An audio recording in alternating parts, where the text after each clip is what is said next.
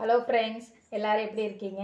Friends, இன்றைக்கி பார்த்தீங்கன்னா நம்ம செய்ய போகிறது முட்டைக்கோஸ் வச்சு ஒரு சிம்பிளான ஸ்நாக்ஸு. எப்படி செய்யலான்னு பார்க்கலான்னு வாங்க. ஃபஸ்ட்டு பார்த்தீங்கன்னா முட்டைக்கோஸ் இந்த மாதிரி நீளமாக அறுத்து வச்சுக்கோங்க. நல்லா கட் பண்ணி இந்த மாதிரி கட் பண்ணி வச்சுக்கோங்க. அடுப்பு பற்ற வச்சுக்கலாம். அடுப்பு பற்ற வச்சுட்டு ஒரு பாத்திரம் வச்சுக்கோங்க. வடைச்சட்டி வச்சுக்கோங்க. அதில் வந்து ஒரு 2 ஸ்பூன் மட்டும் ஒரு ஸ்பூன் இல்லை 1.5 ஸ்பூன் வந்து எண்ணெய் ஊற்றிக்கோங்க. எண்ணெய் வந்து காயட்டும்.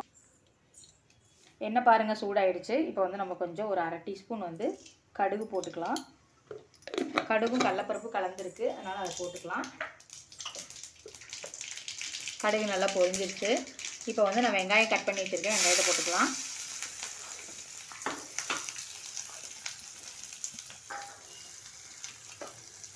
அப்படியே கொஞ்சம் கருவேப்பிலையும் கட் பண்ணி வச்சுருக்கேன், அதையும் போட்டுக்கலாம்.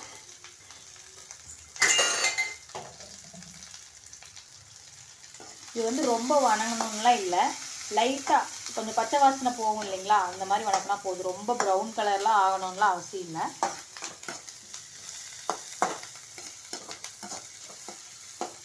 ஒரு செகண்ட் வணக்கினீங்கன்னா போதும். இப்போ பாருங்கள் 1 நிமிஷம் ஆயிடுச்சு. இப்போ வந்து நம்ம முட்டைக்கோஸை வந்து போட்டுக்கலாம். முட்டைக்கோஸை வந்து நல்லா தண்ணியில் கழுவிட்டு போட்டுக்கலாம். முட்டைக்கோஸுமே வந்து ரொம்பலாம் வணங்க தேவையில்லை, சும்மா ஒரு நிமிஷம் வணங்கினா போதும்.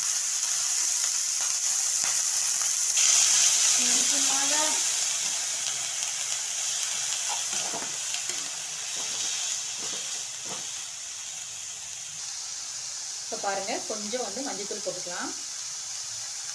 கொஞ்சமாக போட்டால் போதும். இப்போ வந்து இதை நல்லா கிளறி விட்டுடலாம். ஒரு செகண்ட் இப்போ ஆயிடுச்சு. நான் வந்து இப்போ அடுப்பை ஆஃப் பண்ணிடுறேன். ஏன்னா ரொம்ப வதங்கக்கூடாது. நம்மளுக்கு வந்து இதை பல்லில் வச்சு கடிக்கும் போது வந்து இது நல்லா க்ரன்ச்சியாக இருக்கணும். அவ்வளோதான். இப்போ வந்து இது நல்லா ஆறட்டும். ஆறுனதுக்கப்புறம் அடுத்தது என்ன பண்ணலான்னு சொல்கிறேன். மிளகாத்தூள், அப்புறம் வந்து மறந்துட்டு.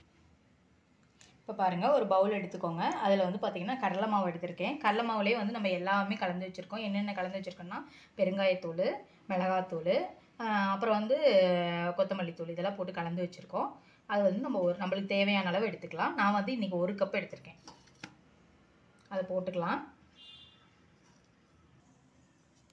இப்போ பாருங்கள் மாவு நம்ம எடுத்துட்டோம் இல்லையா. இப்போ வந்து நம்ம வணக்கி வச்சுருக்கோம் இல்லையா முட்டைக்கோஸு.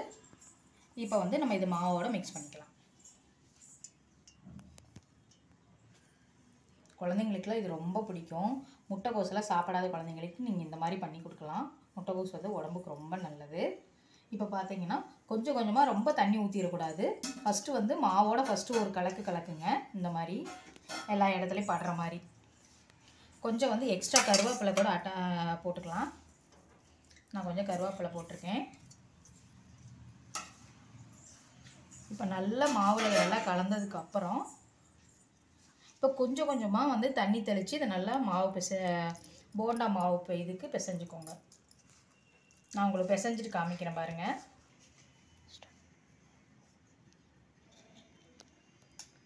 இப்போ பாருங்கள் நல்லா வந்து தண்ணி ஊற்றி நான் இப்படி பண்ணிட்டேன். ரொம்பவும் தண்ணி ஊற்றிடக்கூடாது, இந்த மாதிரி இருக்கணும்.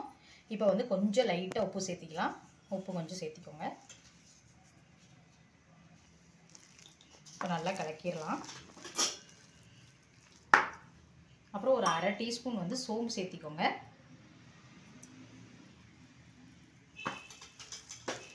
சோம்பு போட்டிங்கன்னா அது வந்து நல்ல ஒரு வாசனை கொடுக்கும். இப்போ நல்லா பண்ணியாச்சு. இப்போ அடுப்பு பற்ற வச்சு எண்ணெய் ஊற்றிக்கோங்க. தேவையான அளவு ஊற்றிக்கோங்க, பொரிக்கிற அளவுக்கு. இப்போ எண்ணெய் காஞ்சிருச்சு. நம்ம வச்சுருக்கிறத கொஞ்சம் கொஞ்சமாக இந்த மாதிரி எடுத்து சின்னதாக போட்டுக்கலாம். ரொம்பவும் மொத்தமாக போடாதீங்க, குட்டி குட்டியாக போடுங்க. அப்போ தான் வந்து அது நல்லா க்ரன்ச்சியாக வந்து இருக்கும். நம்ம ஏற்கனவே வந்து ஒரு 5 நிமிஷம் வந்து முட்டைக்கோஸை வந்து வணக்கி இது பண்ணியிருக்கோம். ஏன்னா பச்சையாக போட்டிங்கன்னா அது ஒரு பச்சை வாசனை அடிக்கும், அது நல்லா இருக்காது. இந்த மாதிரி செஞ்சு பாருங்கள், சூப்பராக இருக்கும். இப்போ வந்து பொரியட்டும், நான் உங்களுக்கு காமிக்கிறேன்.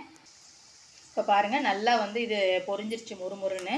இப்போ வந்து நம்ம இதை எடுத்து ஒரு பவுலில் வச்சு உங்களுக்கு ட்ரான்ஸ்ஃபர் பண்ணிவிட்டு காமிக்கிறேன்.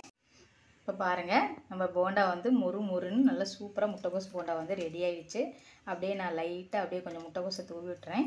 இப்போ வந்து வெறும் கப்பு தான் இருக்குதுன்னு நினைக்காதீங்க. இதில் வந்து நல்லா வரட்டியை ஊற்றி இந்த போண்டாவோடு வச்சு சாப்பிட்டிங்கன்னா சூப்பராக இருக்கும். நீங்களும் வீட்டில் பண்ணி பாருங்க. நல்லா இருக்குங்க, நல்லா இருந்துச்சுன்னா கண்டிப்பாக கமெண்ட்டில் சொல்லுங்கள். முட்டைக்கோஸை வச்சு நீங்கள் உங்களுக்கு என்னென்ன டிஷ் பிடிக்குங்கிறத கமெண்ட்டில் கண்டிப்பாக போடுங்க. இப்போ வந்து பாப்பாவுக்கு கொடுத்துடலாம். அவள் வந்து டேஸ்ட் பண்ணிவிட்டு சொல்லுவாள்.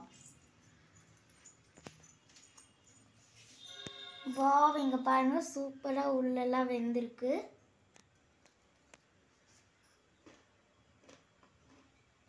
சூப்பராக இருக்குது ஃப்ரெண்ட்ஸ். இது மாதிரி நீங்களும் உங்கள் வீட்டில் செய்யுங்க. பாய்.